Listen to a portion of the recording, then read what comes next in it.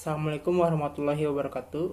Perkenalkan, nama saya Endi Rohendi dari Prodi Sains Informasi Geografi angkatan 2018 dari Fakultas Pendidikan Ilmu Pengetahuan Sosial di Universitas Pendidikan Indonesia.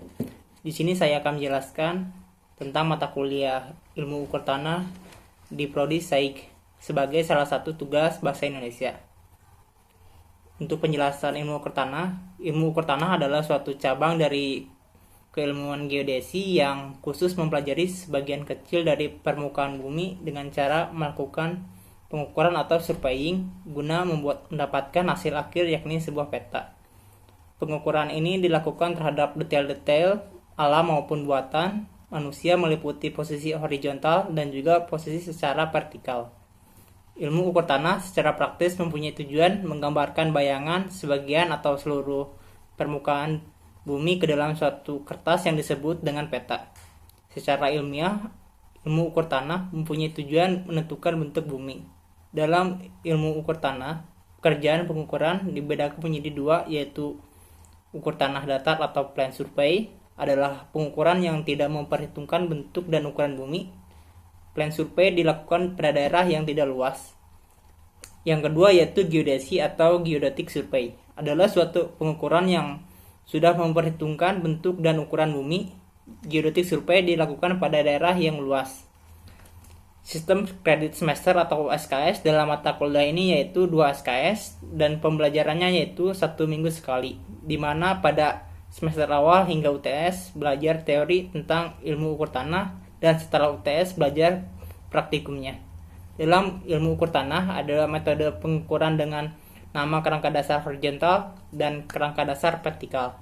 Untuk saat ini metode yang dipakai dalam pengukuran yaitu kerangka dasar vertikal tentang pengukuran sifat datar memanjang. Pengukuran sifat datar memanjang adalah suatu pengukuran yang bertujuan untuk mengetahui ketinggian titik-titik sepanjang jalur pengukuran. Sifat datar memanjang digunakan apabila jarak antara dua stasiun yang akan ditentukan beda tingginya sangat berjauhan atau di luar jangkauan jarak pandang. Jarak antara kedua stasiun dibagi dalam jarak-jarak pendek yang disebut seksi atau slag. Salah satu contoh jenis pengukuran sifat datar memanjang adalah sifat datar memanjang pergi pulang, yaitu digunakan apabila jarak antara dua stasiun yang akan ditentukan beda tingginya sangat berjauhan atau berada di luar jangkauan jarak pandang. Pengukuran sifat datar memanjang dilakukan untuk mendapatkan hasil yang lebih teliti karena melakukan 2 kali pengukuran. Pengukuran ini biasa digunakan dalam pembuatan trase dan jalan dan jalur kereta. Tujuan pengukuran ini umumnya untuk mengetahui ketinggian dari titik-titik yang dilewatinya dan biasanya diperlukan sebagai kerangka vertikal bagi suatu daerah pemetaan. Hasil daripada pekerjaan ini adalah data ketinggian dari pilar sepanjang jalur pengukuran yang bersangkutan, yaitu semua titik yang ditempati oleh rambu ukur tersebut. Alat-alat praktikum dalam pengukuran kerangka dasar vertikal yaitu pertama waterpass, kedua meteran, ketiga rambu ukur, keempat statif, kelima payung, dan keenam kalkulator dan alat tulis.